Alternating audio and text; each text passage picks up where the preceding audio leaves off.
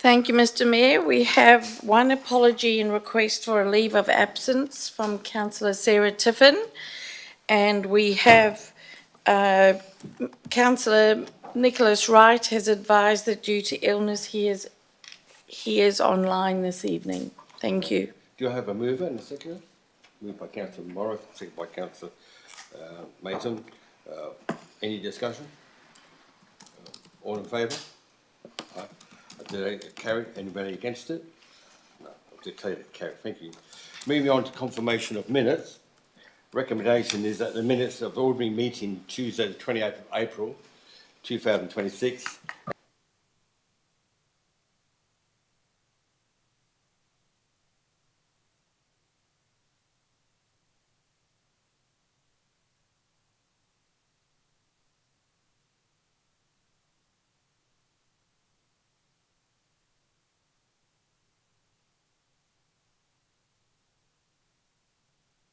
declared the disclosure of interest. I have one, so we'll go with, we'll go around the table. Deputy Mayor Michael. Thank you, Mr Mayor. I'll be declaring a significant non-pecuniary interest on item 7.2, support for local government New South Wales Caring for Our Regions Action Plan, and Dr Joan McGirr's Rural Health Action Plan, Better Care Closer to Home Alliance. I'm an employee of New South Wales Health, so I'll be excusing myself from the room. Thank you. Thank you, Mr Mayor. I'm just declaring a significant non-pecuniary conflict of interest with regards to agenda item 8.8, the community grants, as I am on the committee of the Leeton Shire Society, so I won't be present for that vote. Thank you, Mr Mayor. Thank you. Mr Mayor, through you.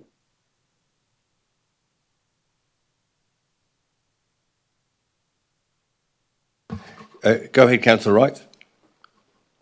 I also need to declare a significant non-pecuniary interest at item 8.8 because I am on the committee of Leeton Connect, which is a applicant. Would it be possible to deal with that separately? Yes, Councillor Wright, we're going to have to work this out because we've got a few in this particular item on the agenda. I have one myself, so we'll work it out a little bit closer to the time when we do. Right, what will happen is that those people who want to move away from the meeting will do that, and then what we'll do, we'll probably do a whole lot, and then do the one or two, three that happen to be separate, right? So Thank you. Thank you, Councillor Wright. Councillor Mason. Yeah, I'd also like to declare a significant non-pecuniary conflict of interest in item 8.8. I'm good friends with the Business Chamber President, and I also attend the Business Chamber meetings on behalf of Council. So I just want to declare. Thank you, Councillor Mason. And I would like, anybody? I would also like to declare a less than a significant non-pecuniary interest in 8.8, which is the Community Strengthening Grants, round 2. Is for the Chamber of Commerce. I better stand up and do all this. Move this up. Because I'm on the executive of the Chamber of Commerce, so I'll be stepping out. And so we've got 3 for that particular. Sorry, you're right. Yeah. Mr Mayor, just through you, as we're getting started, I didn't hear Councillor Mason whatever she said. So I don't know if she didn't have her mic on or if that's an error with the system. Yeah, Councillor Mason. Do you want me to speak again? Yeah, I've just handed that in, Nicholas, but I was declaring a significant non-pecuniary conflict of interest in item 8.8 due to sitting on the Business Chamber, not on the executive, but I do attend the meetings as a councillor. I'm also friends with the Business Chamber President. So declaring that interest. Thank you very much. Councillor Morris. Sorry, Mr Mayor, I hadn't quite got in before you. Mine is also 8.8 because I'm a council representative on the Leeton Chamber of Commerce. So I've declared a significant non-pecuniary interest. Rightio, just give me 2 secs while I do a bit of thinking here. Councillor Edwards, did you have your hand up? Yes, I'd also just like to declare in regards to item 8.8 that I am good friends with the President of the Leeton Chamber of Commerce, so I will not be present for that one either. Thank you. All right, well, thank you very much. Just 2 secs, I'll just do some thinking here. We're too sociable, aren't we? Now, I think we've got 1, 2, 3, 4, possibly 5, I think, in that particular item. Son? They're four. Four. That one, but it takes us, Do you want me to take yours? Hello. tricky situation. Oh, is it a quorum or not a quorum? It's 4 out of 8. 4 out of 8, right, yeah, and I have to step out. Pardon me, just pass over to. Yeah, 4, Councillor Wright was Leeton Connect. yeah. Yeah, and we've got 4 or 5. Yes, I'm talking about the actual individual item, yeah.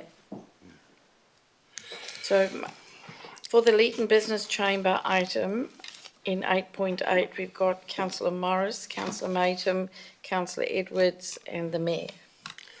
Which is 4. 4 4, out well, of yeah. 8 present. Present, so that's very close. Something goes through my mind, if this was postponed to another time, would that cause problems? Or not? Mr Mayor, between now and this item, we'll just do some quick homework Right, around yeah, good, thank you. the meaning of a quorum in this situation, yeah. Very good, councillors, we're all community members and that's fantastic, we're all involved, but we're not lying in our own pockets, we are helping our fellow community people, so that's good. All right, so we have declare of interest, we have that recorded. So what we might move on to. Right, next item is the Mayoral Minute. It's in front of you, the Mayoral Minute in regard to invest in us. Any questions on that? I'll put it. Can I put a motion? All in favour? Thank you. Those against? Good. Well done, everybody. That's really good. Next one is 7.2, supporting the caring for our region. That's another very important one. Good, thank you. Any discussion? All in favour? All in favour? Yep. Anybody against? No. All right. Councillor Kidd, you can come back. Councillor Kidd. Good. Thank you, councillors. Where we move on to reports to council. 8.1. We're just catching up, Mr Mayor, in All right. papers, so. We're looking at page 23 of the agenda. Item 8.1 is in regard to the budget review for the quarterly ending 31st of March. I'll just have a wait and see everybody's got their hand up when we'll be okay to start.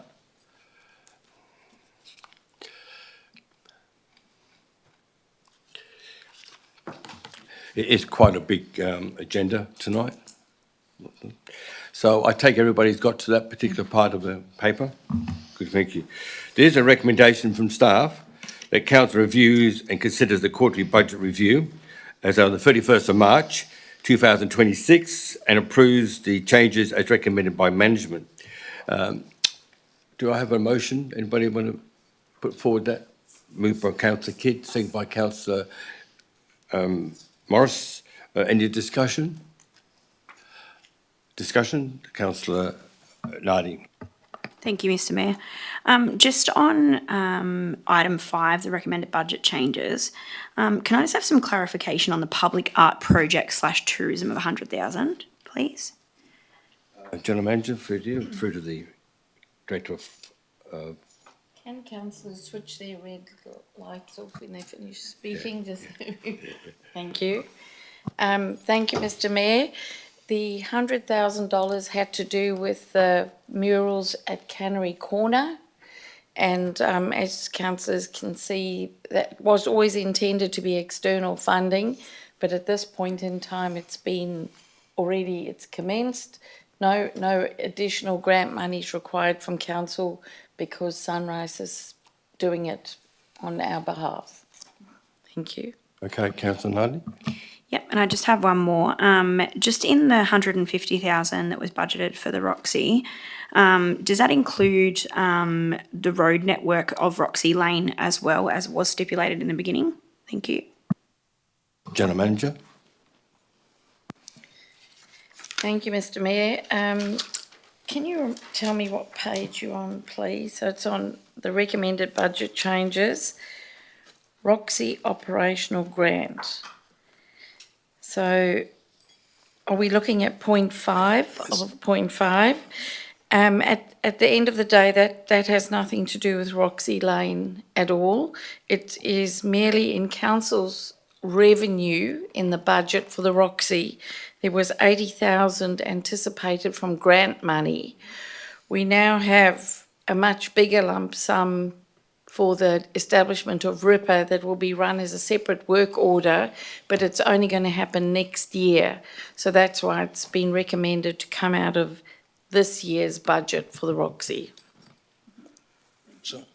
Okay, Commissioner Nardi, any more comments on it? Through you, Director? Mr. Mayor. Yes. So this is, Councillor, this is just a timing issue. So most of the operating grant will be recognized next year on this. Yeah.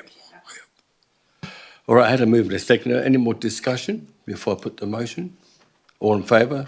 Say aye. Those against? I declare it's carried. Thank you. Moving on to page. I've got a page number, have I? Thank you. Thank you very much, councillors. Right, yeah. A delivery program quarterly progress update, 1st of January, 21st of March. It's a separate document. That was another quite a hefty document, which was an agenda. There's a recommendation from staff. Would someone like to move that?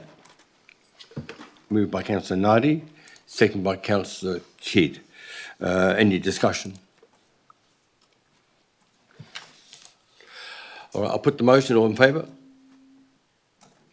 All right, have I gone too soon for you? Sorry, yes. All right, I'll wait. We're just going through, it's the separate All right. reports, yeah. All right. And through So you, we're still Mr. waiting for discussion then. Through you, Mr Mayor, I just wanted to check if Councillor Wright had a question or if he was just hands up to agree to the motion. Thank you so much for your consideration, Councillor Madam. I was just supporting the motion. Thank you. No worries. Councillor Tiffin?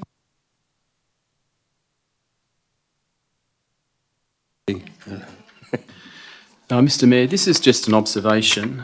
There are some major subsidies taking place in that document, and so scope for some significant efficiency gains to reduce the load on ratepayers exist. We're on 8.2. 8.2, page 40. It's a supplementary document. A separate document was given to us. You might have a small screen. It's hard to have two items up on the same screen. Yeah. No. I'll wait. It's okay.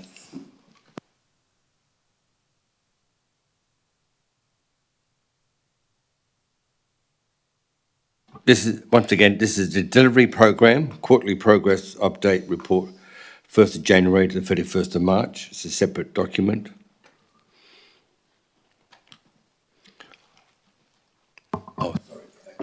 Councillor Morris. Thank you, Mr Mayor. I guess, look, there's a lot of detail in this with the amount of events and areas that it covers of council.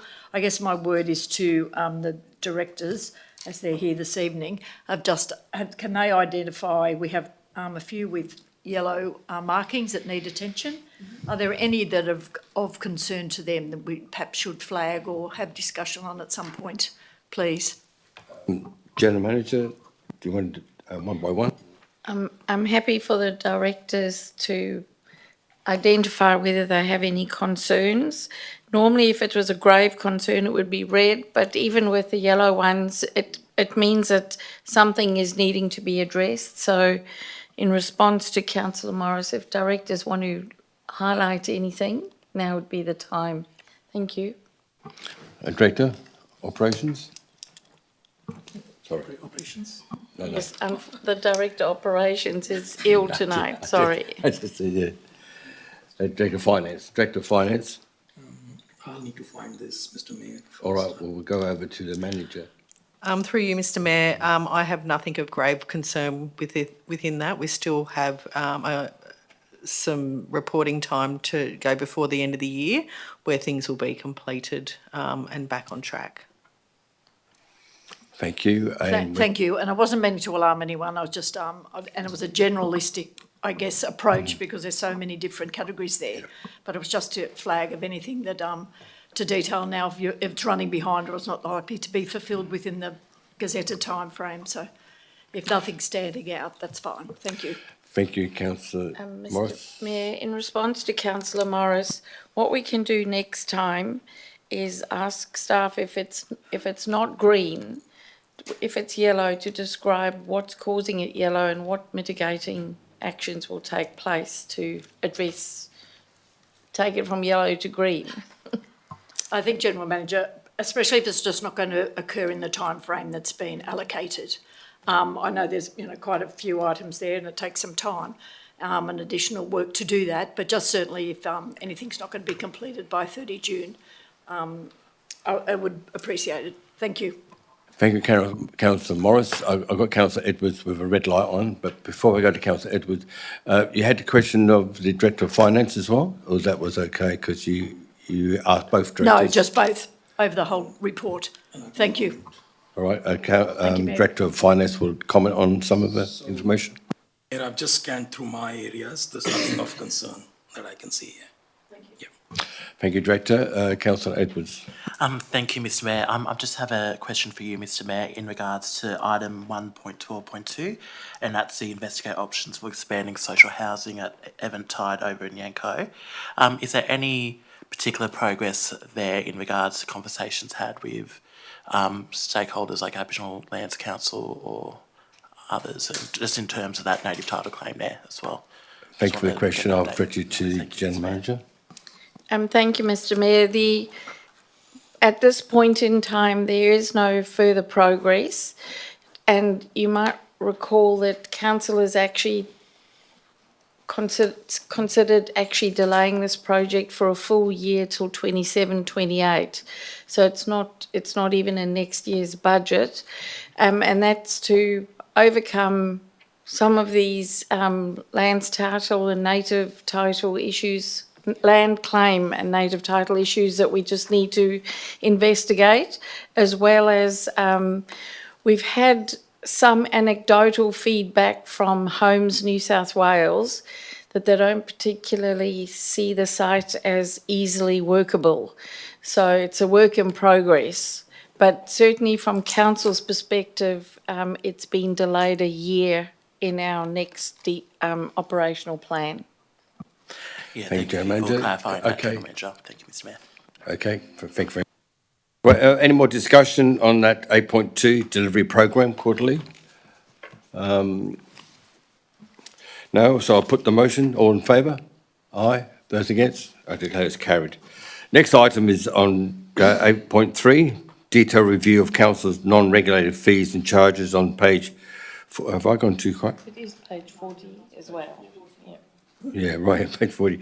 So, once again, I'll just reiterate what I just said. Item 8.3, detailed review of council's non-regulated fees and charges on page 40 of the agenda.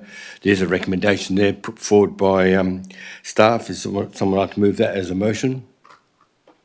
Moved by Councillor Tyne, second by Councillor Morris. Any discussion?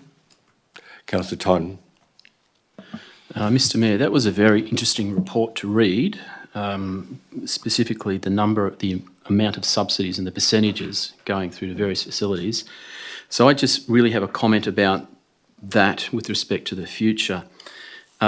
Given the magnitude of some of the subsidies and the rates, I think there's scope to reduce ratepayers, the amount of subsidies these organisations get.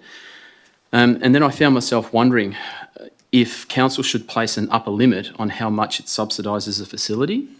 So in my head, entirely in my head, I had a maximum of 50%, so fees and charges from users should cover the other 50%. That seems to me a fair and reasonable social contract. And I'd just like to focus on the sports grounds for the moment. Though the ovals are at capacity, I can't imagine how spending millions of dollars on upgrading the facility will bring in so much money that it will bring a net benefit to reduce the subsidy from 97% down to 50%. It's a quandary that we must face squarely in the future. I take it as a comment. Okay, comment. We've got a motion in front of us. Any more discussion? Morris. Thank you, Mr Mayor. I agree with Councillor Donan. It's a great report, and I think it clearly details then the breakdown in those major areas. I do like the idea of the organisations needing to apply each year for their their right to be able to use the ovals. Not their right, but what their subsidy will be, because I think mostly they would be totally unaware of these types of figures. So it will be good to actually communicate that with them as part of that procedure and review. The one thing I was going to say, it's very hard to look in isolation at just those things. I think, anytime we hold a sporting event in town, it certainly brings visitors. It certainly brings people up our main street, whether it's at coffee shops or buying fuel to get, in their vehicle to get home, or you see a lot of out of town people doing, their groceries and things before they head off. So it's very hard to, I feel we do certainly need to subsidise them, but maybe we need to have a good look at them and review those figures to the extent that we are. So thank you, Mr Mayor. Thank you. My comment is a wider comment, is that most of these services are subsidised right across the field. It's our way of life, it's our lifestyle, it's a part of our journey going forward, what we can do, what we can't do, what we do value as a community. Different sections of the community have different ideas about what we should be doing. So it's a topic for discussion in the future. People have different ideas, but it does show you the subsidy from general fund going forward. And like I say, it's our lifestyle, it's how we live in our house, in our town.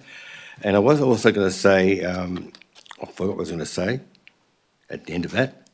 Oh, very good from the staff, bring that forward. I think it's one of the first times that the people actually got a real good idea with a pie chart, the number of people attending those different facilities. It's a very good information for us and the community and those users of those particular facilities. So thank you very much. Councillor Maydam?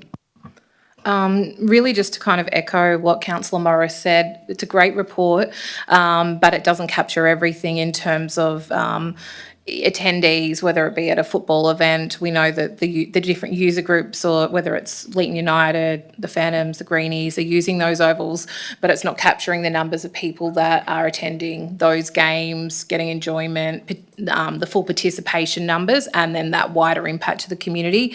I think being able to see those pie charts in terms of how much we are subsidising is a little bit of a wake-up call to us to kind of, I guess, share that information with the user groups and see what can be done moving forward. But yeah, bigger picture on some of that as well in terms of return, economic return to the community.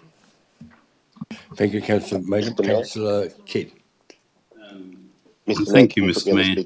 I would also agree with what both Councillor Maydam and Councillor Morris have said. There are hidden bonuses for our community here.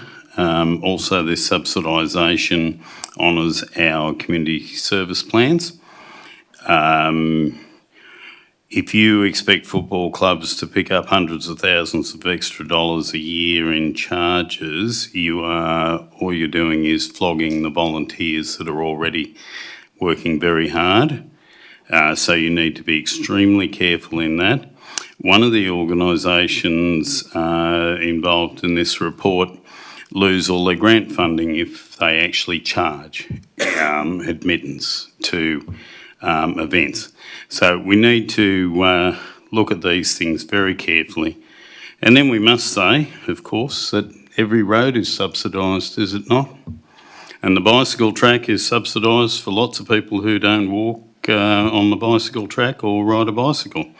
So, you can't just have these things for one area and not for others. If you say this is worth $50 to me as a ratepayer a year, so that there's an opportunity to have a sporting field or a park for my kids, grandkids, whatever, to play in, then I think that's a fair trade. $1 a week, $2 a week.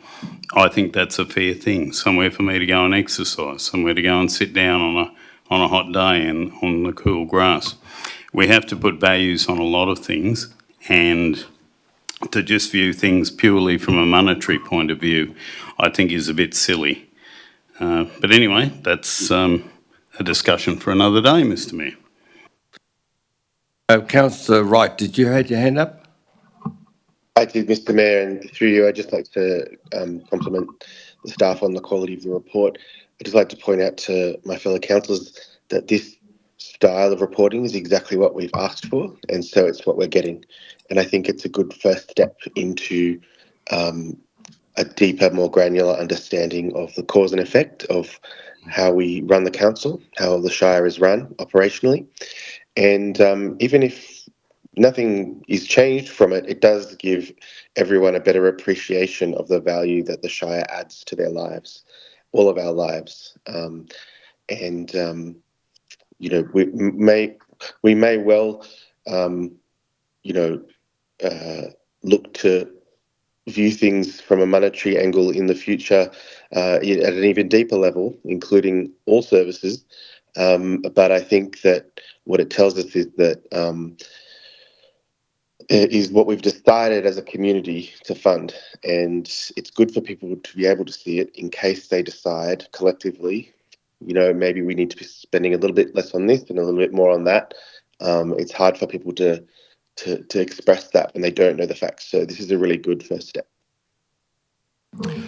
Yes, I concur, Councillor Wright. And like I say, that came from the Financial Sustainability Advisory Committee, part of our journey going forward. And that was round one. We've got number 2 and number 3 to go after. So I'm looking forward to that. And so I had a move and a second. We've had discussion. I'll move the motion. I'll put the motion, sorry. All in favour? Those against? I declare it's carried. Thank you very much. Moving on to item 8.4, annual fees payable to councillors and mayor, additional fees for 2026 financial year, page 100 of the agenda. I'll move option 2, Mr. Mayor. Option 2, do you have a seconder? Councillor Edwards. Now, option 2, fellow councillors, is in the body of the report. And General Manager, can you just help us change those figures or put them on the board in front of us? From memory. We'll do that, Mr. Mayor. And I'll just read it out in the meantime.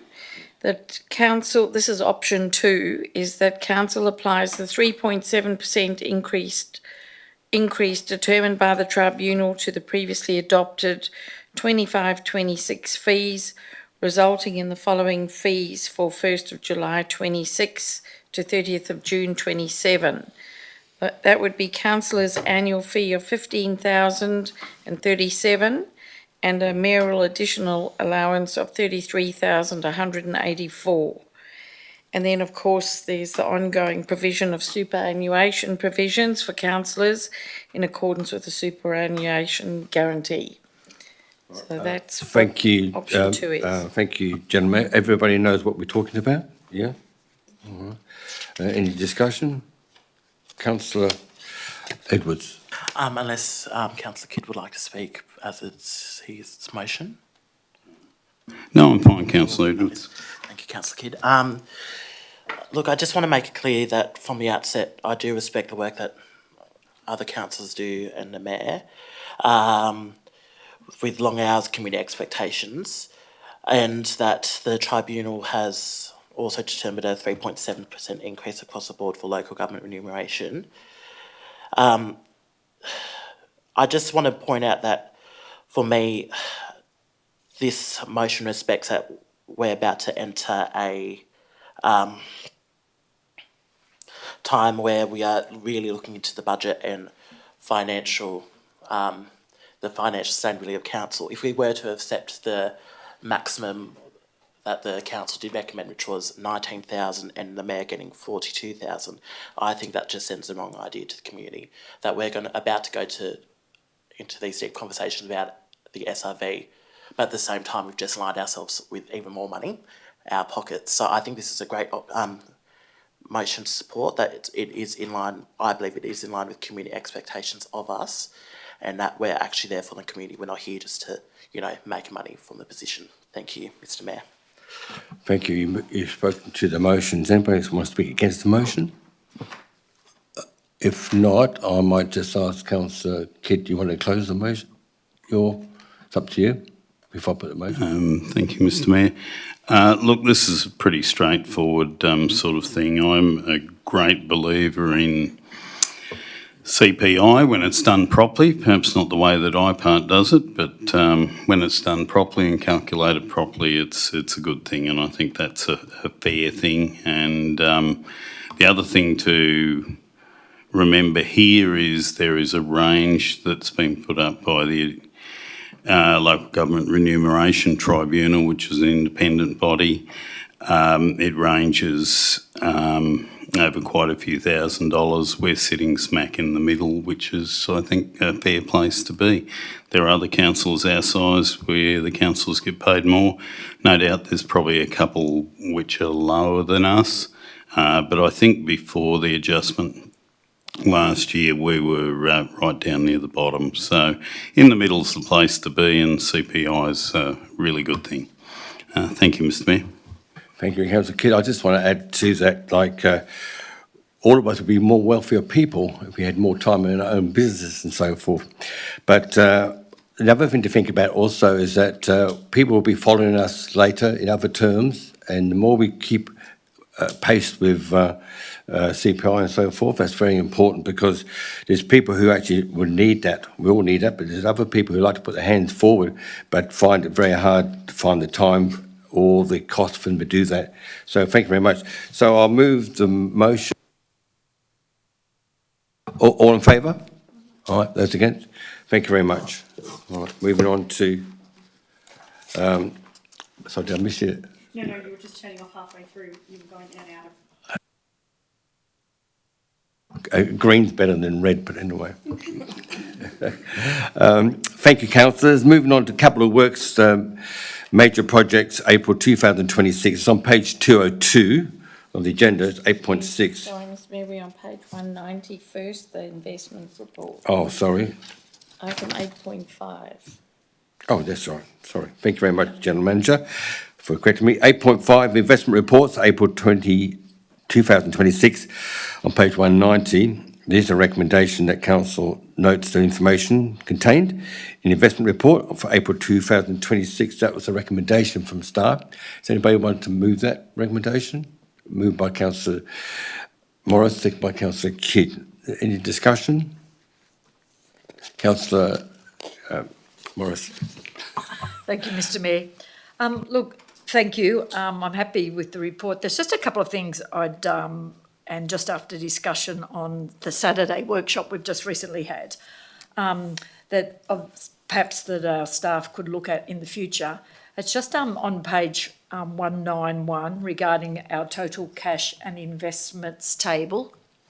I think sometimes people, those who are unfamiliar with reading council financials, can often just look at that operating capital of the 5.9 million and feel that we've got that available for general revenue, when that isn't the case. We know that there's those unfinished works where there's internal reserves and restrictions that are sitting there that actually occupy most of that money. There's actually very little that moves over from there to our general fund. So I guess as a suggestion, just for example, under the title that says water supply, it would be good just to have a figure that includes those unfinished works. So instead of excluding it, taking it out, we can see that really that money in those cash and investments is actually being committed in works either external or internal to the organisation. I hope I'm not causing too much additional work, but I just feel that would be a clearer picture. I feel sometimes the public can get a misconception of just there's 51 million, why are we going, why have, we're tight on our financial position and possibly a special rate variation. And I think just for them to understand that they're occupied with things to improve our shire, and especially in that water and sewerage area, They're actual works that need additional, need to be fulfilled for clean drinking water and sewage services in our shire. The second thing I would just like to touch base on, first of all, I guess, is that okay, Mr Mayor? Just Yes, making go that ahead. request. There's no more red lights on and I can't see Councillor Wright, so where we go. Thank you very much. Just on the water investments, well done for the year. I know that's often additional funds that we're able to pick up that are something that we can't really budget for. So that's I think it has worked for us progressively selling throughout the year. And you never know, you can wait till the end and the bottom has fallen out of it. So it's not like there's any crystal ball at what time, but I think progressively through the year has certainly brought us over $500,000 profit. So that can be used in our council general fund. My next question is regarding in our summary of term investments. I notice we have an organisation or an investment at 2407 called Laminar Capital, which was just unusual, one that we hadn't heard of. And it seems to be through the ANZ Bank, which I'm happy for a Big Four to be using that facility. But just can you give me a little bit of a background of that organisation, please? Thank you. Director of Finance.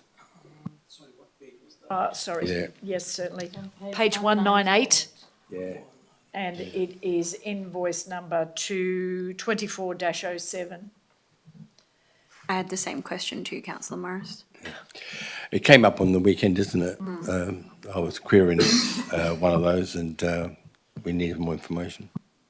And thank you. I fully understand that we have professional experts that help council making their investments, but just just an update on that one, please. Mr. Mayor, so Laminar Capital is like investment advisory. So when that particular term deposit was done, it would have come from them taking their advisory at that point of time. So that's what it is. So through an organisation like the ANZ Bank? That's right, yeah. Okay. Yeah. No, I feel more comfortable with that. Yeah. Thank you. I know it's only a smaller investment in our portfolio, but still, just it was a new one I wasn't familiar with. Thank you. Thank you, Mr Mayor. Sorry. All right, there's no more red light. Oh, sorry. Yes, sorry, just I have a question in regards to that as well, through you, Mr Mayor, to the director.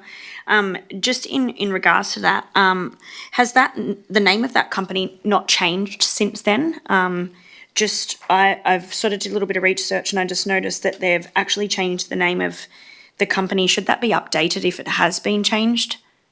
We can, through you, Mr. Mayor, we can look into that. So if it's changed, we'll change it, yeah. Thank you. But the actual investment is with ANZ. Yes. So we don't need to worry. Via them as a That's finance right, broker. yeah. Yep, So it's thank just you. a matter of this changing the name, yeah. Yep, thank you. Yep.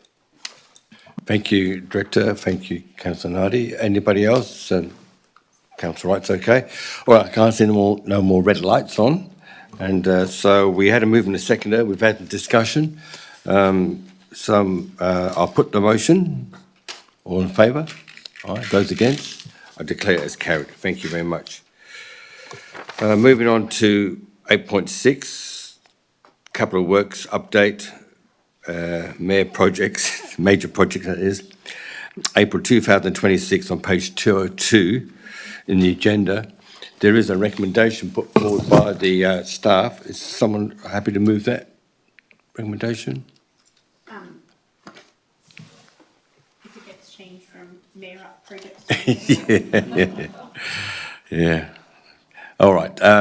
Councillor Knight, I think you're going to move that motion, that move, and I need a seconder. Councillor Kidd. All right. And the recommendation is the council notes for information the quarterly capital works update report, major projects as of April 2026. And we had a move and a seconder. Any discussion? Councillor Edwards. Thank you, Mr. Mayor. I just have a question, Mr. Mayor. Yep. Sorry, I didn't realise I wasn't on. I do have a question, Mr. Mayor. I do appreciate that major capital works can evolve over time, but given previous reports have indicated that stage 2 was remaining on track for completion for March 2026, and for the benefit of the broader community who have been quite concerned with previous delays and also the finances around the Roxy, could council provide an explanation to why the revised completion estimate has been updated to November 2026 and December 2027 respectively. Thank you. Councillor, General Manager, please. Thank you, Mr Mayor. The Roxy 2 Theatrette will be opened in due course. It's actually completed and the occupation certificate application has already been made. So Roxy 2 itself will be completed. However, one element of the project was a digital advertising board on the side of the Roxy Theatre, and it's been determined that it needs heritage approval before it goes up, and it's also been determined that the weight of the board requires structural engineering reports. So with those two things in mind, the extension that's been requested from Growing Regions particularly relates to the digital board on the Wade Avenue side of the Roxy Theatre. Thank you, General Manager. I just have one more question following on from that, for you, Mr Mayor. If there is some if it does need a structural report around the digital advertising board, is there money already set aside just in case there needs to be changes made or anything? I'm probably not wording it right. So Thank you, Mr Mayor. All of the costs are included in the budget, and there's grant money for the lot of it.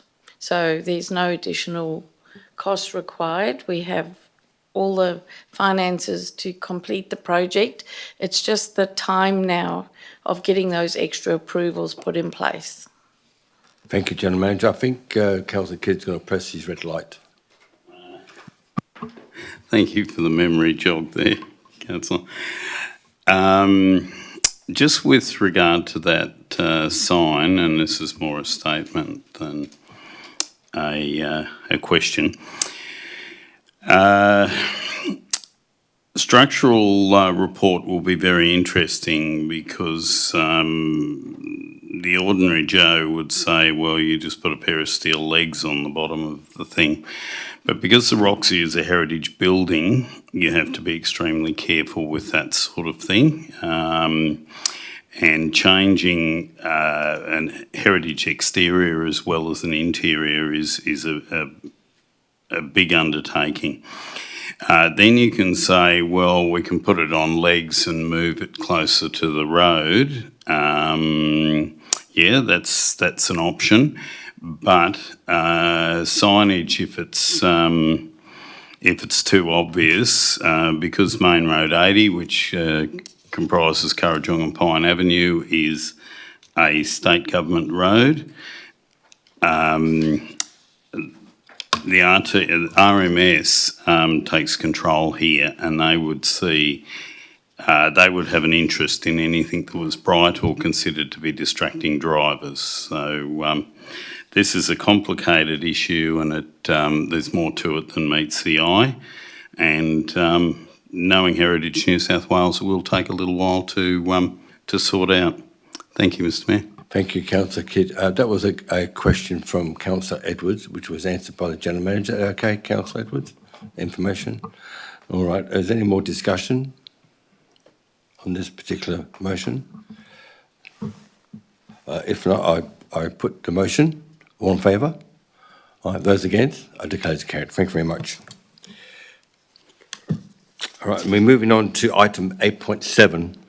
Leeton Cemetery Reserve 559041, draft plan of management on page 207 of the agenda. I'll give you time to get there, everybody.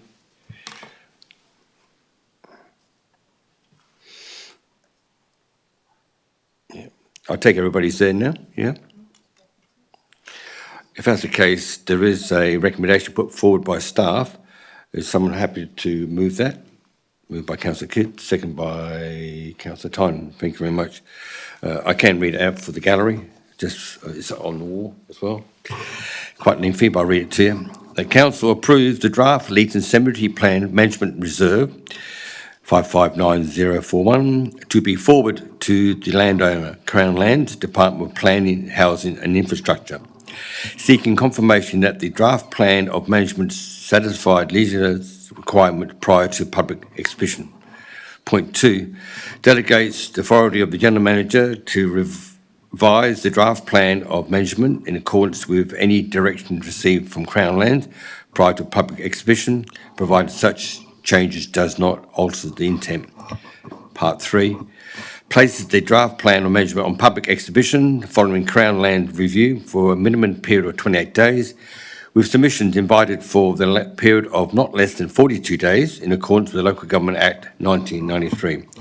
And Part 4 receives a further report following the public exhibition, including consideration of submissions prior to the adoption of the final plan of management in accordance with Section 40 of the Local Government Act. All right, we had a move and a seconder. Any discussion? Councillor Morris. Thank you, Mr Mayor.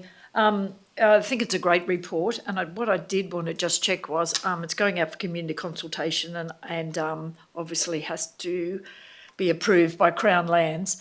I assume it will come back to council then as a final report, and we will see any concerns that anyone may have or further suggestions.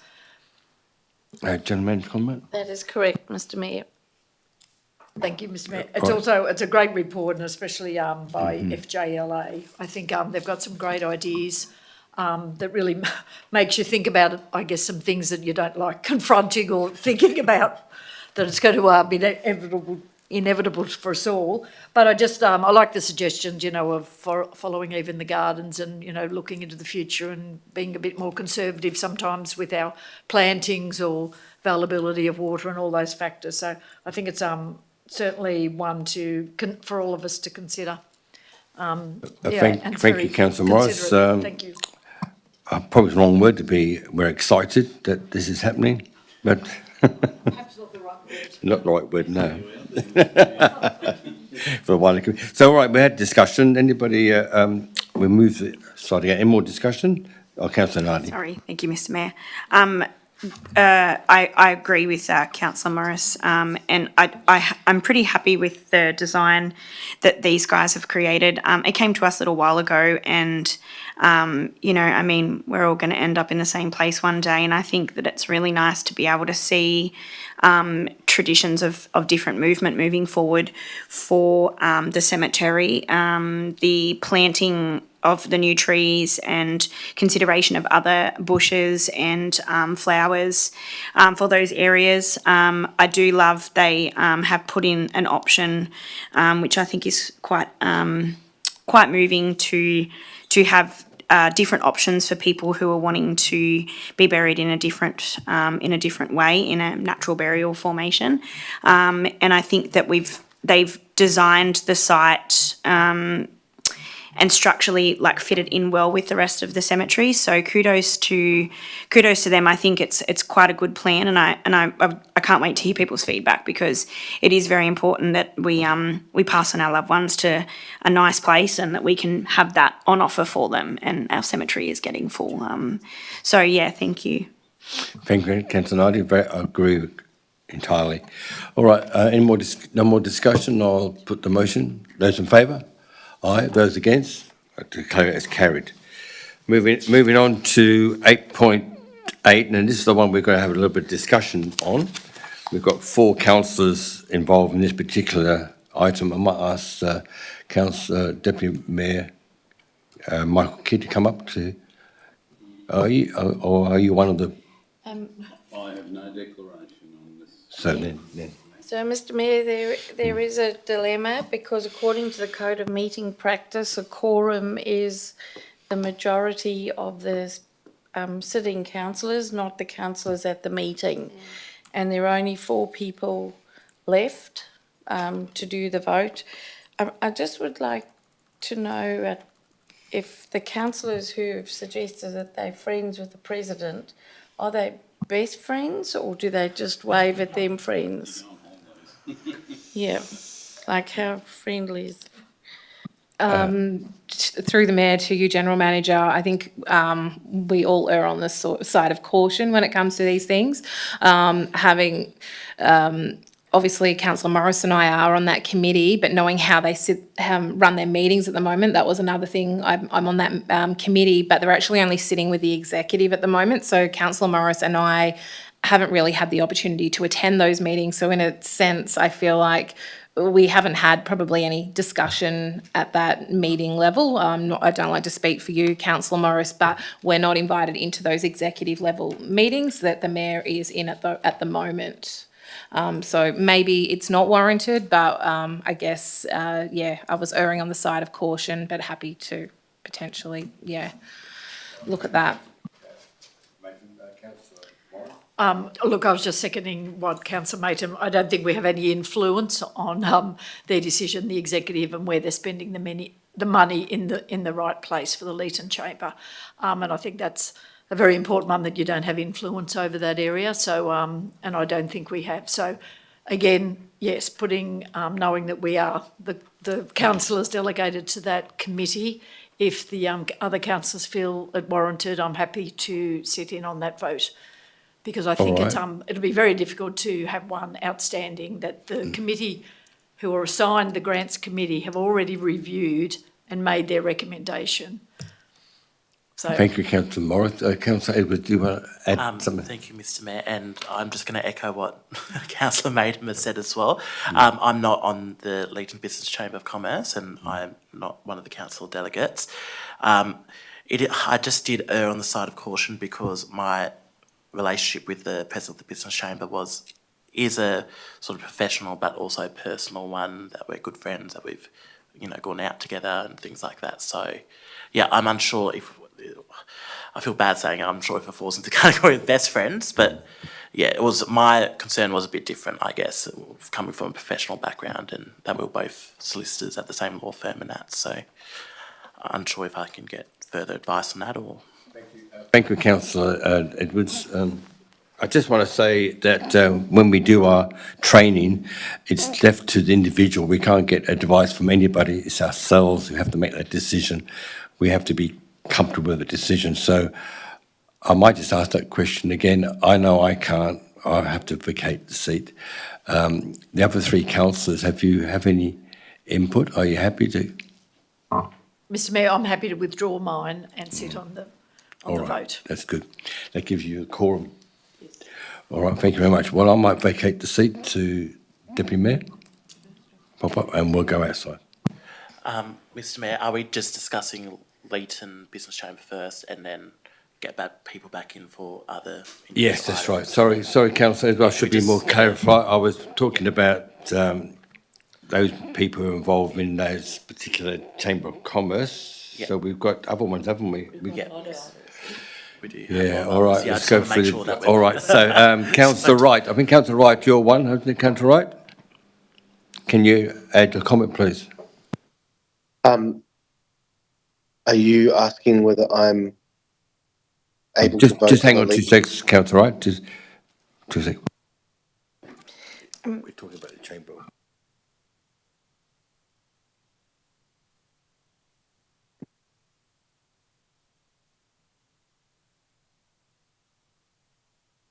The usual way we do it, Mr Mayor, is to say you'll All right, consider everything except the 3 items where councillors have declared an interest. Those 3 items are the Chamber of Commerce, Leeton Connect and the Leeton Show Society. And we're back to square one. So if you want to discuss everything else except those 3, and then those 3 you take one at a time. Yes, we're back to square one. If there's other councillors involved in those other items, vacate the chamber, we're under 4 again. No, there was only one that had that issue. There was only one that had that issue. So we do them all except for those 3. All right, we do all those. We do Leeton Business Chamber, the Leeton Show Society, and Leeton Connect. We're not. We're not going to do those. We're going to debate. We're going to debate the rest. May I just ask that we move we haven't even accepted the motion yet, have we? If the council were to consider the Leeton Connect one first, so then I can just remove myself for the 2 rest of the ones instead of coming back and forth. Because I've got Leeton Society, and Leeton Business Chamber. Fellow councillors, do you understand that If you just proposition? the ones we're not doing, so put them all back. Are they all back? Oh, have you got them all separate? Just excuse us, 2 6. So these are all the ones left, but it's got the show society as. No, it doesn't. So the mayor's I'm looking at the mayor's computer. Sorry, we've got to look at the screen. Yes. So, Remove all of number 1 first, correct, and we will second that, and then do those. correct. All right. So we're going to do All of number 1. order number 1. All right. Someone move the motion? Councillor Maton, Councillor Edwards, right? All in favour? Oh, sorry, any discussion? No, all in favour? Good. Thank you, that bit's done. Right, yeah, 2 6. Now we go to, which is the next one? Sorry, what did we just vote on? All of number 1. Have you got the screen in front of you, Councillor Wright? Oh, no. Yes, there was there was a moment of silence, and I didn't hear what. Are we voting for all the non-controversial ones? Yeah, on the. Do you have the screen in front of you? The ones that have been highlighted I in do, yellow. Mr. Mayor. Beg your pardon? I do, Mr. Mayor. Right. Are we voting for the ones in yellow? Yes, that's right. And we just thank you. moved the motion and we just passed it. Yeah. Okay. Yes, I thought that was what we were doing, but no one read it out, so I wasn't quite sure. All right. 'Cause I can't hear the conversations you're having to the side with each other. So Rightio, I'll make sure I'm be clear for you. All right. Thank you. Now the next one we're going to deal with. Thank you, Mr. Mayor, and Councillor Edwards has declared a conflict of interest, so we'll leave the room for the next one, which is the Leeton Shire Society. All right, fellow councillors, we're discussing the Leeton Shire Society.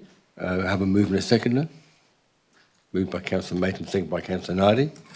Any discussion? All in favour? All right, good, thank you. Next one is... Yeah, so we'll go to the next. Councillor Edwards, you can come back, Councillor Edwards. Yeah, Connect it. it's very quick. If it's the chamber one, we can just do that one. We'll do the Leeton Connect one. Yes.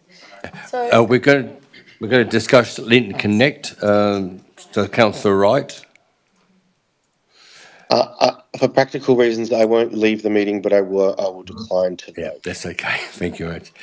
Well, councillors, we're talking about Leeton Connect. Do you have a move and a seconder for... Moved by Councillor Kidd, seconded by Councillor Nardi. Any discussion? All in favour? Aye. I declare it passed. Thank you. Now we move on to the Leeton Business Chamber.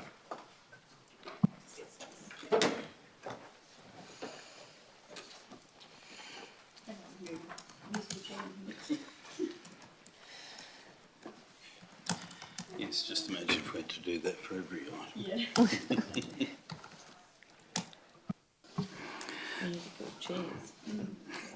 Thank you, Mr. Mayor. The item we're discussing is a grant for the Leeton Business Chamber. The Mayor, Councillor Maton, who else? Councillor Edwards have all declared an interest. I'll just put the motion. Move the motion, sorry. Councillor Nardi, a seconder, Councillor Morris. Okay, any discussion? I'd like to say something, Mr. Mayor, Mr. Deputy Mayor. Yes, thank you, Councillor. I'd just like to congratulate the Leeton Business Chamber on their pivot towards a different way of engaging with their membership and with the community. I'm really excited to see how this new event format works out, and I think it's a really good idea. I very much agree with you, Councillor Wright. I was quite impressed by that and the plans. Let's hope it works out for them. Any other discussion on this matter? No? Well, I'll put it to the vote.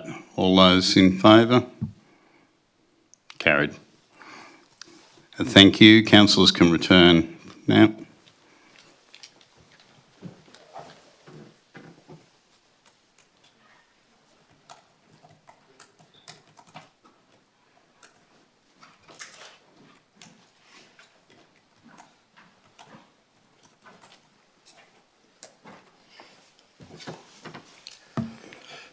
Well, thank you, councillors.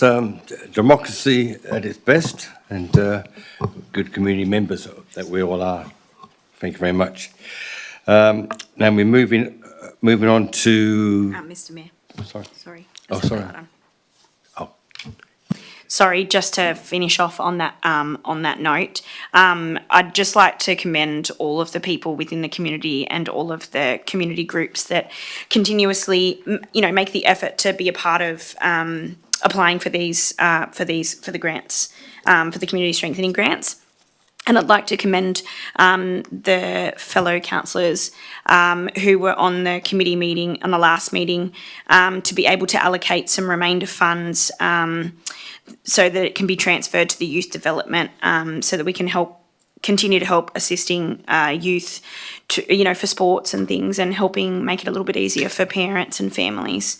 So I'd just like to, say thank you to those fellow councillors for stepping in and helping be a part of that committee, because it's a great committee to be a part of, and it's really good to see that we're able to not only just help our youth of the town, but also the community groups to continue to provide for those groups in town and the communities that they support. Thank you.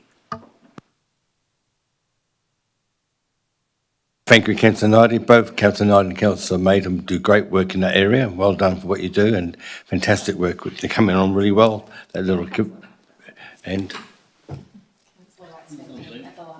All right, and Councillor Wright. Thank you, Councillor Wright, for coming in, nurturing that young democracy amongst the young ones. That's very good. All right then. We might move on to our next item of business, which is item 8.9, post-event Light Up Leeton. There is a recommendation by staff in front of us. Anybody happy to move that recommendation? Councillor Edwards, second by Councillor Kidd. Any discussion? Councillor Edwards, Councillor Morris. Thank you, I can't use first name. I have to use surname. Thank you. Look, just to congratulate Light Up Leeton, it continues to perform every year, and thank you for that dedicated band of volunteers and outdoor staff from council that help on that weekend to pull the event together. I know that they mentioned that they felt that numbers were a fraction down this last year, but I think sometimes it just clashes with other events at that busy time of year. I don't think that's an indication at all, excuse me, that it's not still a very strong, worthwhile event in our community. So thank you again to all those that assist to make it happen each year. Thank you, Mr. Mayor, I Councillor have Morris. a comment. Go ahead, Councillor Wright.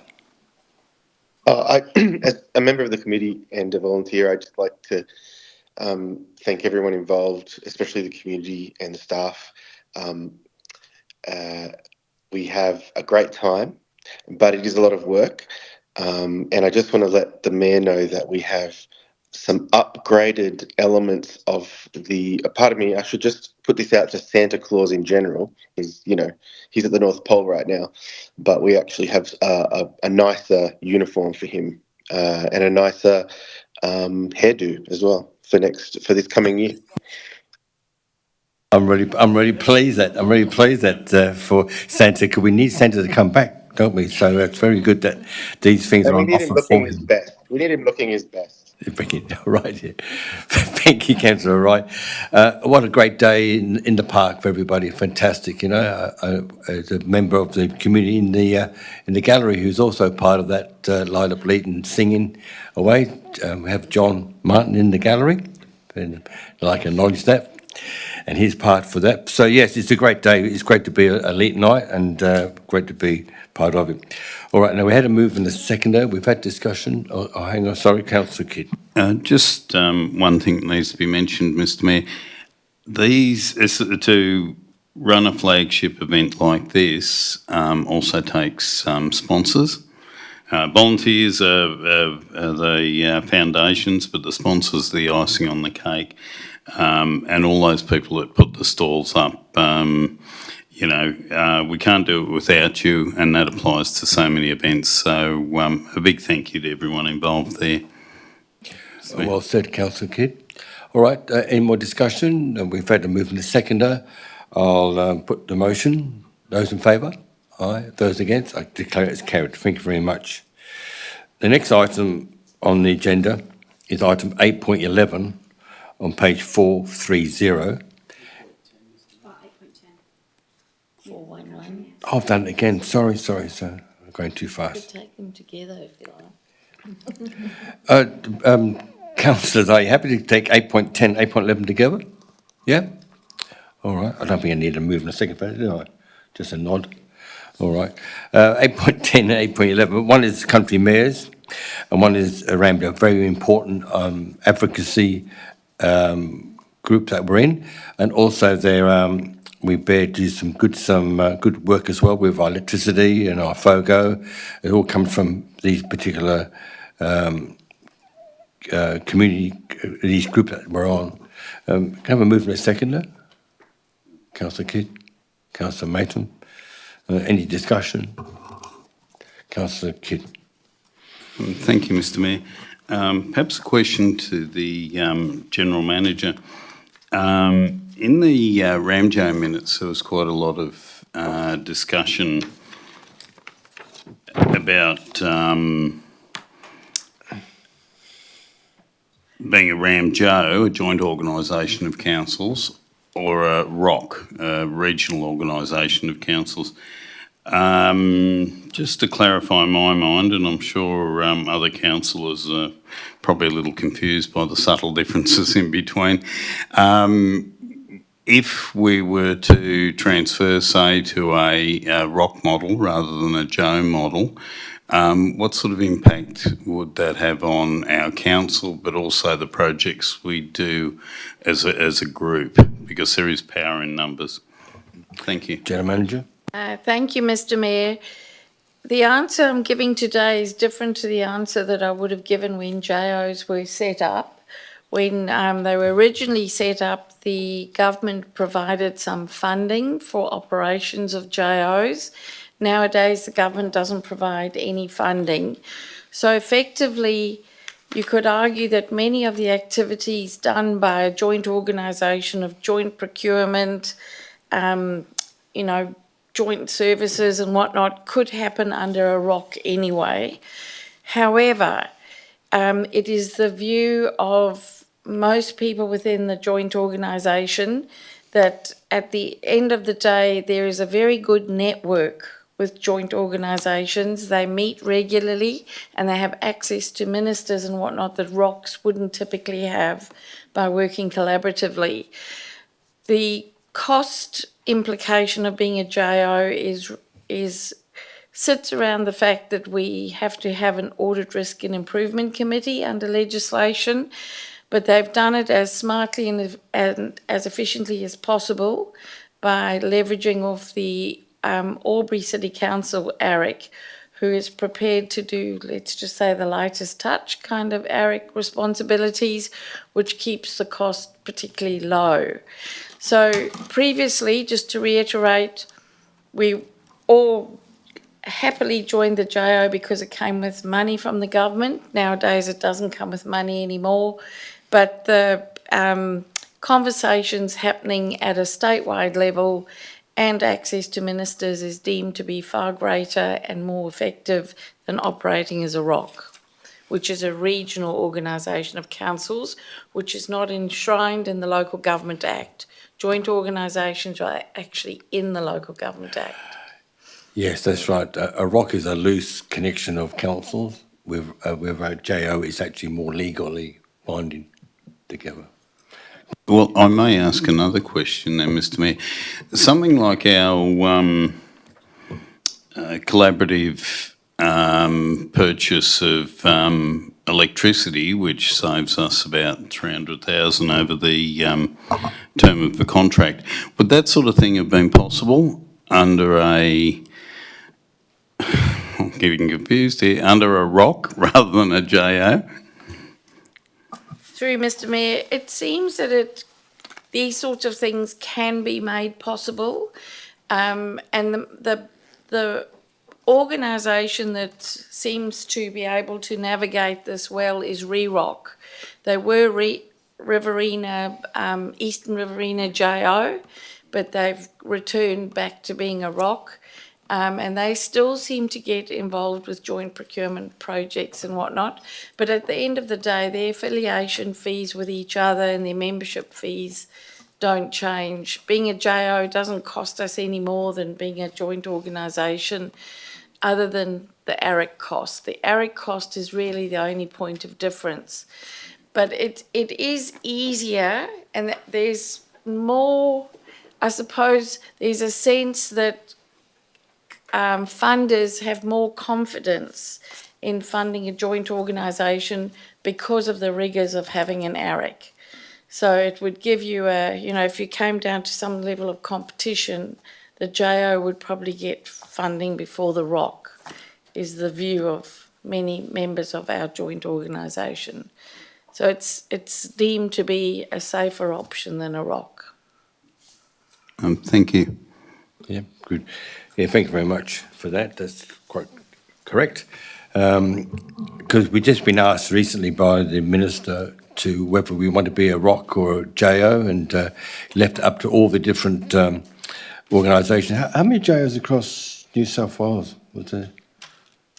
Don't know. I can Good to know. take that on notice, Yeah. but I think there are about 4 or 5 functional ones. Yeah. I'm not entirely sure. I will Up double check New the England numbers way and and let all you those know. other places. Yeah. All right, thank you. We had a mover and a seconder for both. Oh, sorry, Councillor Mr Morris. Mayor, all I was going to say is, look, I think the joint organisation at this point is serving us well. It's common councils, neighbouring councils and further afield. I like their priorities. They suit our Shire's needs, which is water security number one. And not everyone is right on the river, but they're certainly combined to have that force to make that their priority. The next one being our energy security and affordability, the transport connectivity, digital connectivity, better health services, housing and transport. And they're all things that are very relevant to us and in our priority list. So I think if we've got 11 councils together, I think it can only be in strength, and then the quality of those that we get to have in there, get in front of, which ministers or shadow ministers certainly helps. So thank you, Mr Mayor. That's correct, Councillor Morris. And also Hay Council had opted out before, another one opted back in again. So they see the strength and the wisdom of being part of that membership. All right, everybody. We had a move and a seconder or discussions. Okay. Is your light on, Councillor Morris? Oh. No, that's okay. I'll put the motion. All in favour? All right. Those against? I declare it's carried. Thank you.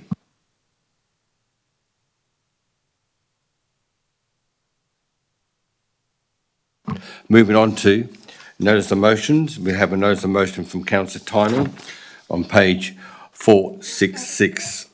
I have a mover. Do I have a seconder? Councillor Edwards. Councillor Tynell, do you want to speak to it?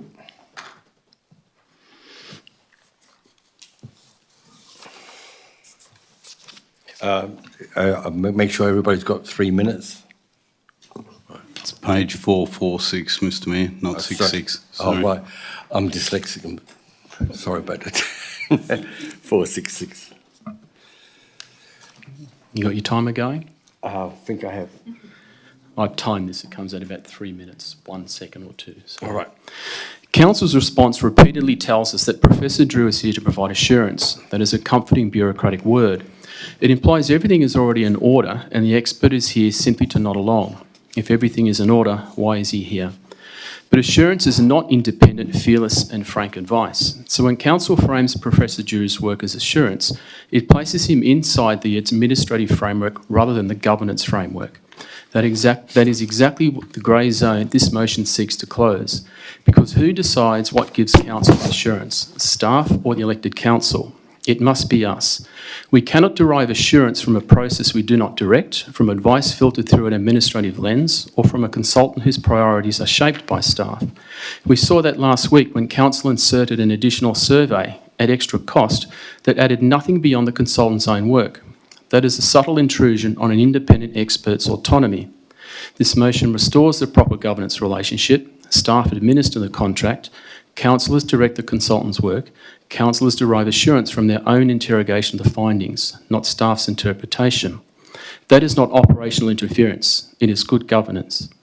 Council reminds us that only councillors can recommend an SRV to IPART. True, but operational momentum often builds long before councillors vote. We have all seen the pattern. Assumptions become plans, plans become strategies, and strategies become a recommended option placed before us.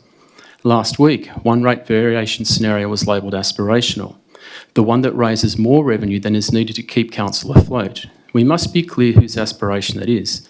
It is not the communities, they have not been asked. There has been no consultation, no engagement, no survey, no conversation with ratepayers about what they aspire to. So at this stage, aspirational can only refer to council's aspiration for more revenue, not the community's aspiration for higher rates. That is why governance must lead from the start. If an SRV is to be aspirational, the aspiration must come from the community, not from an administrative trajectory later presented for endorsement. This motion ensures any aspiration for a rate variation is democratically grounded, not administratively assumed. It makes clear that an SRV is a governance decision, not an operational initiative, and the councillors must lead from the beginning, not the end. Council says staff are already cooperating fully. If so, formalising that cooperation should be the easiest vote of the night. But informal, unstructured, interpretive cooperation is another grey zone. Governance requires clarity, not assurances. This motion provides that clarity. Finally, the one team language is noted, but unity is not achieved by ignoring governance issues. Unity comes from strong governance, explicit roles, and an elected council whose authority is beyond doubt.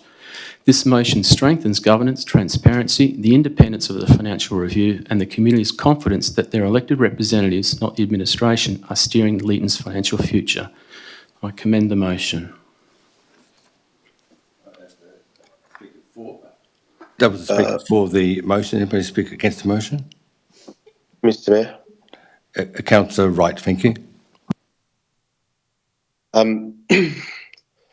Mr. Mayor, the motion claims to be in support of good governance. Good governance from the perspective of an elected councillor such as myself is, among many things, ensuring that processes are followed, including the law, and that the will of the community is paramount in the direction given to the General Manager. But good governance is not just something that councillors tell the GM to do. Good governance is something that happens collectively and includes the actions and interactions of councillors, the GM and her staff, between all of us and members of the public, third-party organisations, institutions, suppliers, and the state and Commonwealth. Governance is not something that is granted from above through the will of an elected official. It's not symbolic, it's practical. Operational access to an independent consultant also does not guarantee good governance. We have access to Professor Drew, but it's not enough for us to be able to say we have met our obligations under the Local Government Act. Given that we have unfettered access to Professor Drew, then what is the result of that access? We must take the time to learn and to articulate what we have learnt and to engage in dialogue with each other and the community, but also with the GM and her staff so that our decisions are meaningful and correct. This is all happening both through the processes and committees that have existed for a long time, as well as informally through a healthy culture of collaboration between councillors and the senior leadership team of council, and through the relatively new Financial Sustainability and Accountability Committee. Councillors have had input into what advice is sought from Professor Drew since the beginning of his engagement by council. We voted on whether or not to fund his services. We voted on the form a committee would take that would channel most of the development of Professor Drew's relationship with us and with the community. We will, of course, vote on future engagement and on future decisions that may be put forward by that committee or by Professor Drew himself. If any decisions about what advice we seek as councillors from Dr. Drew is to be made without the General Manager's input, then that doesn't resemble good governance, because then we would not be making use of all the resources we have available to us. And for what? Just to say we did it ourselves without anyone else helping? We gave direction to the GM when we agreed to form the Financial Sustainability and Accountability Committee. When we voted on motions and recommendations put forward by that committee, and as an elected body, we decided that both the extensive workshops councillors have participated in with the good professor and with the committee were the main ways we were going to engage with the topic of both the long-term financial outlook of the Shire as well as the possibility of another SRV proposal. Sadly, I have to point out that the motion in item 9 asks us to concern ourselves with the possibility that the General Manager and her staff will withhold salient data and insights that would cause councillors to presumably decide against the interests of the people of Leeton Shire. The councillor has asserted in correspondence with me that his motion does not promote division. I fail to see how something that strongly implies that council staff may deliberately interfere with documentation is not divisive. We are a small community and a small council. Words matter. What we say and how we say it matters. There is no evidence that anything... Sorry, I have Councillor more. Wright, it's getting close to 3 minutes. I just got to just mention that to you, my Is friend. it getting close? I thought I had 5 minutes. There is no evidence that anything has been hidden from councillors. We have full access to Professor Drew via phone and email.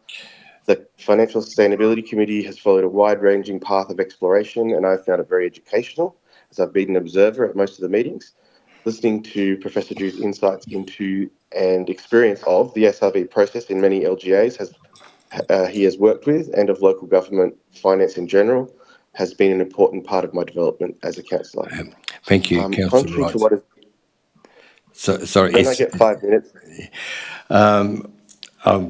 I can't give you 5 minutes, unfortunately, Councillor. Mr. Mayor, I thought that the rules were 5 minutes, not 3 minutes. Yeah, it's 3 minutes, my friend. Sorry. But yes, sorry. So just moving on. Someone to speak against the motion, for the motion?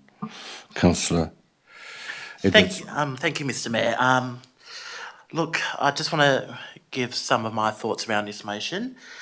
I do think it's healthy that in local government for councillors to reaffirm where democratic accountability ultimately sits, and that's with us. Particularly when we are talking about major financial decisions, long-term sustainability, and potentially asking the community to pay more through their rates.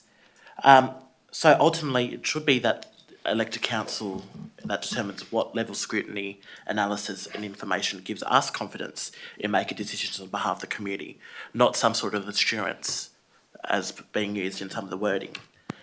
And look, I don't think there is anything unreasonable about councillors wanting to make it explicitly clear that an independent consultant engaged to review council's financial sustainability should be directly and only accountable to the elected body that commissioned the work.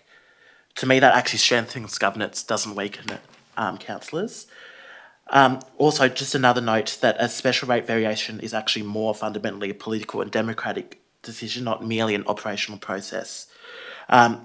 Yes, formally only councillors can decide whether an application goes to IPART, but I do think that the broader concern being raised here is that sometimes momentum can develop around a preferred direction before the elected council has fully had that debate and has fully taken that information from impartial observers and consultants. So thank you, Mr. Mayor. Thank you, Councillor Edwards. Someone vote against the motion? Councillor Kidd. Councillor Kidd, and followed by... No, you're right. Yeah, Councillor Kidd. Go ahead, Councillor Kidd. Thank you, Councillor Morris. Thank you, Councillor Weston. Councillors, I'm happy to speak against this motion.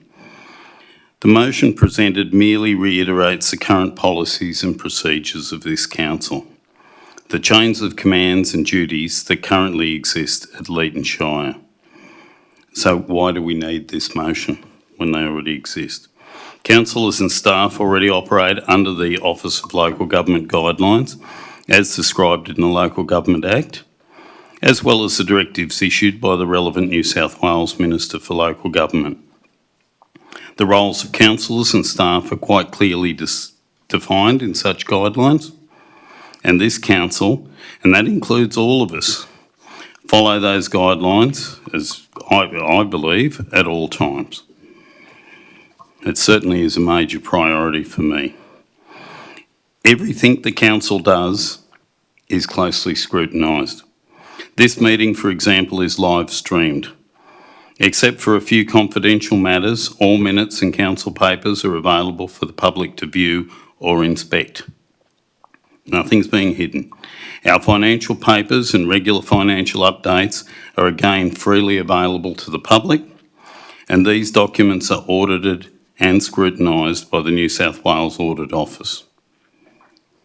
Every aspect of Council's business is inspected quarterly by the ARIC, an independent audit, risk and improvement committee of 3 experts in the fields of finance, governance and risk. If governance is not up to scratch, they are duty bound to inform Council of such breaches. ARIC reports are presented to Council meetings quarterly. So again, why do we need this motion? Last year, this council won the prestigious Blewett Award for the best rural council in New South Wales. Councillor Edwards, could you please have decorum, please?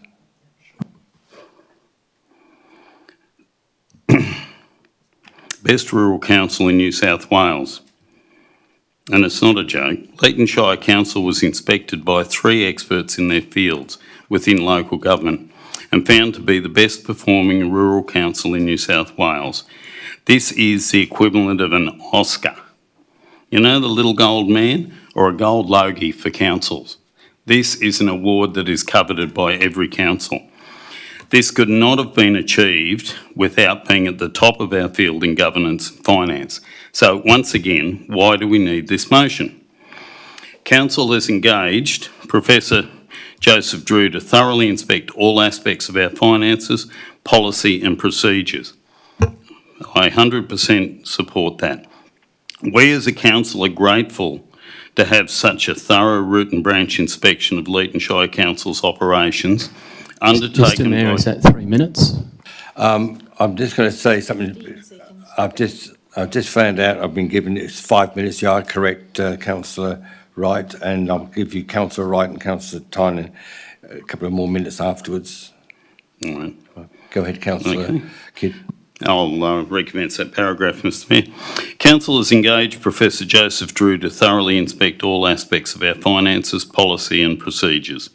We as a council are grateful to have such a thorough root and branch inspection of Leeton Shire Council's operations undertaken by arguably Australia's foremost expert on local government.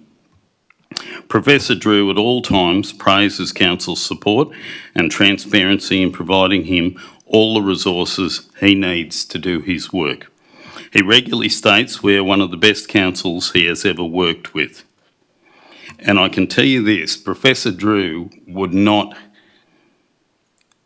remain silent if he felt that he was being shut up or closeted in any way, shape or form.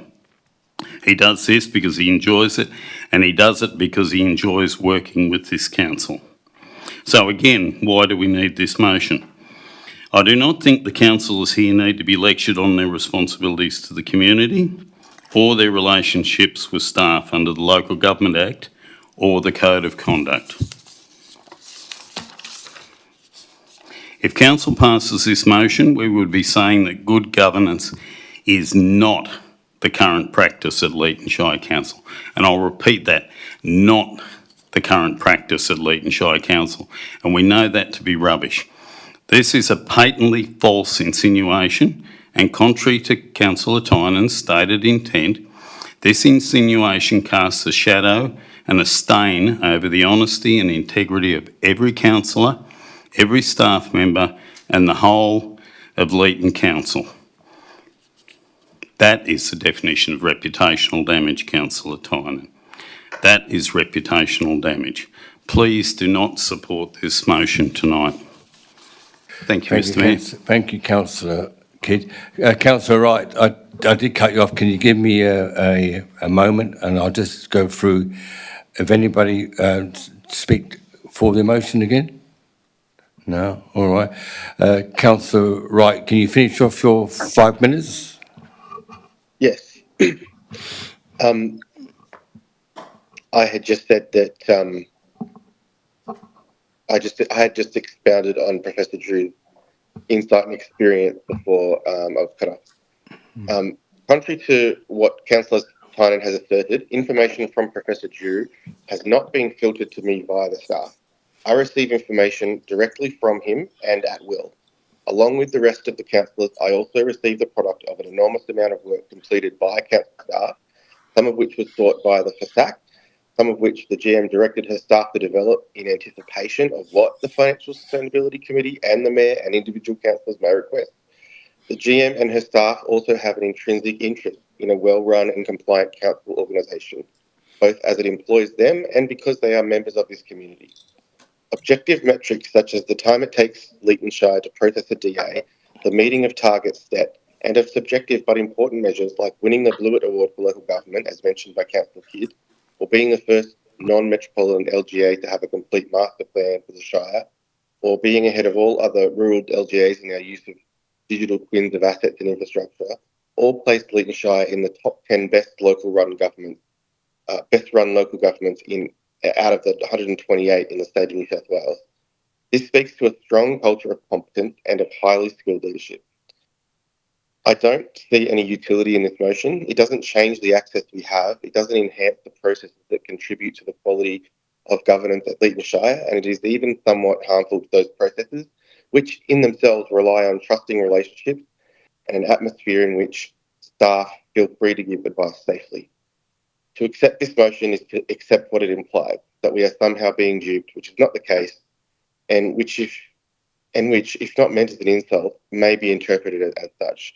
If any of my fellow councillors suspected that I was being led down the garden path, I would expect them to come to me and show me the evidence of this long before seeing the need to move a motion this abstract, and this has not happened. I urge councillors to vote against this motion. Thank you, Councillor Wright. Does anybody else speak for the motion? No. I just want to say a few words before I give you the closing remark, and I'll give you another 2 minutes, because I cut you short a bit before, right? I concur with those people speaking against the motion. I mean, it's like moving a motion that we all must drive on the left-hand side of the road. Well, we know that. It's part of the law. The same as this. We are dealing with the law, and we do work within the law. And it's been given to us as councillors to administer in conjunction with the staff to bring a working council and a sustainable council. I feel that this sort of dispersion of myself has not been able to be not control, but be part of the debate about what we're going forward. It's very important that this debate is aired, but I don't think that the assertions that we are being hoodwinked or taken down the garden path by other people. I have full faith in the staff, I have full faith in the general manager, I have full faith in the councillors around me, and also the FSAC committee, who've sat down and listened to the arguments and put forward their thoughts, and we're going for a due process, and I'm quite pleased with what we're doing, and I commend people not to vote against this particular motion, and pass on to Councillor Tynan to close the debate before we put the motion.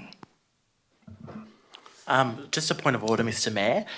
Sorry, Councillor Tynan. Yeah. What's the rules around a right of reply, and how long does Councillor Tynan get for that? I said I'd give him another 2 minutes for drop on top of his right reply. Is it 2 minutes or is it more? Can we just have a ruling on that? Well, Because you're about because it's 5 minutes, like Councillor Edwards, because it's, do you mind decorum, please? All right? Right. Now, I'm telling you that it's 5 minutes. We thought it was 3 minutes, it's 5 minutes. So we cut Councillor Tynan 2 minutes, so you have another 2 minutes on top of your 5 minutes, so you've got 7 minutes. In 2022, I attended 2 community meetings about the SRV. In terms of effective engagement, they were a disaster, and at times they became quite hostile. That hostility, in my view, stemmed from the fact that it was clearly a council-driven process with ineffective community engagement, leaving the consultant and the GM to absorb the community's frustration. I remember looking around the room wondering when an elected representative would stand up and explain their aspiration for a 52% rate rise. No one did, though I saw them standing in the background. Instead, Mr Mayor. Mr Mayor, point of order. Come on. Why aren't you calling to quorum for Do you mind? I'm talking, Councillor Point Edwards. of order. Councillor Edwards. Councillor Kidd, could you please refrain from interjecting? I'll just clarify. In the meetings I went to, I said that was relative, Councillor Kidd. Let me finish without interruption. No one did. Instead, the message delivered to us was that doom and gloom would follow if we did not agree to the 52% increase. Yet here we are today, and that predicted collapse has not occurred. I did not believe we needed a 52% rate rise then, and I do not believe we need a similar aspirational rise now. So I want to acknowledge those councillors who refuse to accept the Chicken Little narrative that the sky is falling.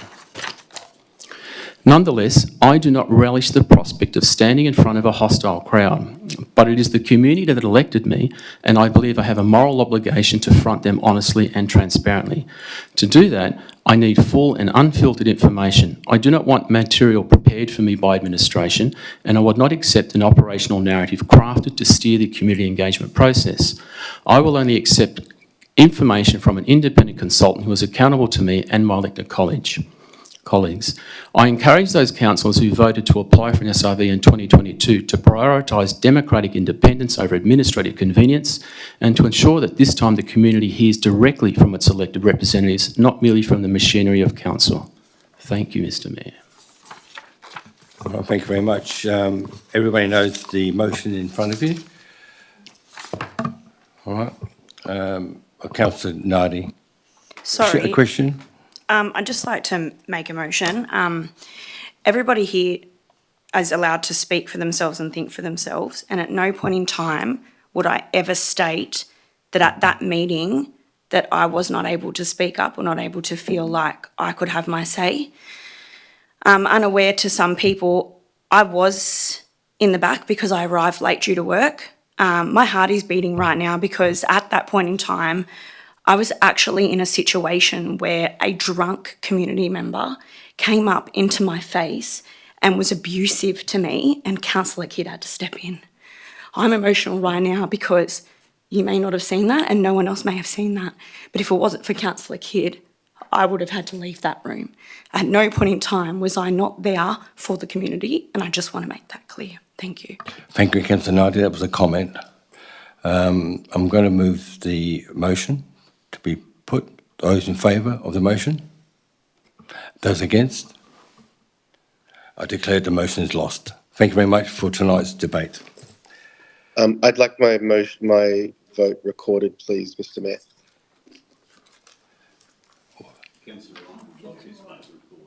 Oh, right. Sorry, Councillor. In favour. Right. Sorry, Councillor. Right.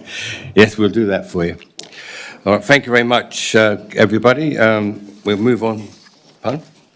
You want these vote recorded? Yes, sorry. Councillor Wright, and for those people listening, Councillor Wright wants to have his vote recorded against it, and I think I might add mine as well. Thank you very much. Councillor Morris, Councillor Kidd. All right, thank you very much. All right, democracy. Moving on to conclusion of the meeting. So, General Manager. That's it? That's it. All right. I call the end of the May 2026 Ordinary Council meeting finishes at 8:13. Thank you very much. General Manager, councillors. Thank you.